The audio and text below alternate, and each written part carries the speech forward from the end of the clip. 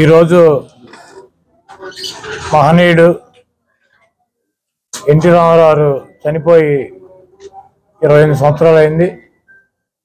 ఆయన 30 సంవత్సరాలు సినీ రంగ పరిశ్రమలో అనేక చిత్రాలు నటించి సినీ రంగ పరిశ్రమలో ఆయన్ని ఉన్నతమైనటువంటి స్థానానికి తీసుకొచ్చినటువంటి ప్రజలకి మేలు చేయాలని చెప్పి ఒక రాజకీయ పార్టీ స్థాపించి 9 నెలల్లో అధికారంలోకి వచ్చి అనేక సంక్షేమ కార్యక్రమాలు చేసి నమ్ముకున్నటువంటి కుటుంబం చేతిలో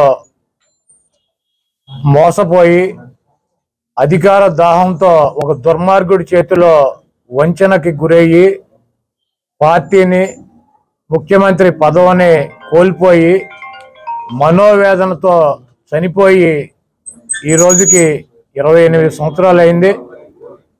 ఎవరైతే ఎన్టీఆర్ పనికిరాడని చెప్పారో, ఎవరైతే ఎన్టీఆర్ దుర్మార్గుడని చెప్పారో, ఎవరైతే ఎన్టీఆర్ని పార్టీ అధ్యక్ష పదవి నుంచి సస్పెండ్ చేసి పక్కన కూర్చోబెట్టారో, ఎవడైతే ఎన్టీఆర్ని ముఖ్యమంత్రి పీఠం నుంచి దించి అధికారంలోకి వచ్చాడో వాడే ఆ గజ దొంగే 28 సంవత్సరాలు అయినా కూడా ఎన్టీఆర్ బూట్లు నాకే పరిస్థితి ఎన్టీఆర్ కల్పించాడు.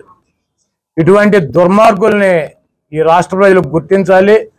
బతికున్నప్పుడేమో దుర్మార్గుడు అని చెప్పి, ఆయన ముఖ్యమంత్రిగా ఆ పార్టీ నాయకుడిగా పనికిరాడని చెప్పి, ఈరోజు సిగ్గు శరమం లేకుండా ఎవరైతే ఆయన్ని దించారో అదే కుటుంబ సభ్యులు, అదే వ్యక్తి ఎన్టీ రామారావు గ్రామానికి వచ్చి విగ్రహాలకు దండేయటం, ఎన్టీ రామారావుకి వర్ధంతి చేస్తానని చెప్పటం, ఇటువంటి దుర్మార్గపు ఆలోచనలో పదవి కోసం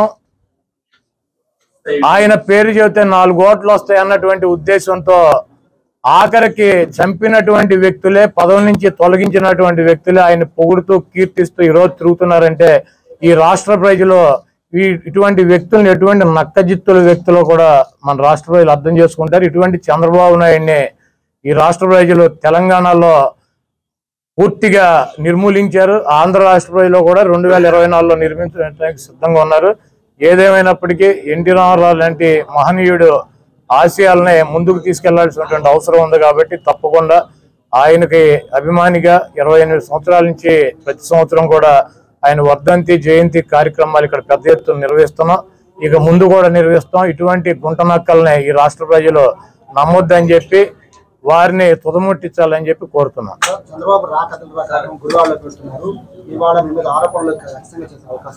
చంద్రబాబుని రా కదలరా అని చెప్పి సుప్రీంకోర్టు మన 3 రోజుల నాడు చెప్పింది రాజమండ్రి జైలుకి.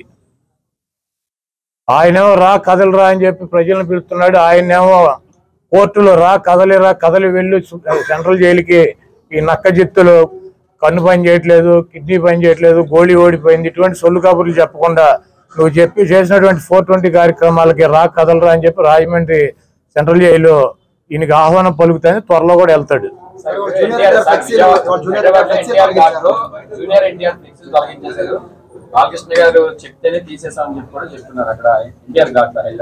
జూనియర్ ఎన్టీఆర్ ఫ్లెక్సీలు తొలగిస్తే ఎవడు తీయమన్నా అవి ఊడిపోయిన ఇంటికి అని ఊడిందా? వాళ్ళ నీచమైన బుద్ధి. ఎన్టీ రామారావు పేరు చెప్పి భజన చేసుకునేటువంటి కుటుంబ సభ్యులు ఎన్టీ రామారావుని, పెద్ద ఎన్టీఆర్ని ఏమో చంద్రబాబు కోసం దించారు. జూనియర్ ఎన్టీఆర్నేమో సిగ్గు లేకుండా బాలకృష్ణ మళ్ళీ అల్లుడి కోసం, ఈ లోకేష్ పప్పుగడి కోసం సర్వనాశనం చేసేటువంటి కార్యక్రమం పెట్టుకున్నారు.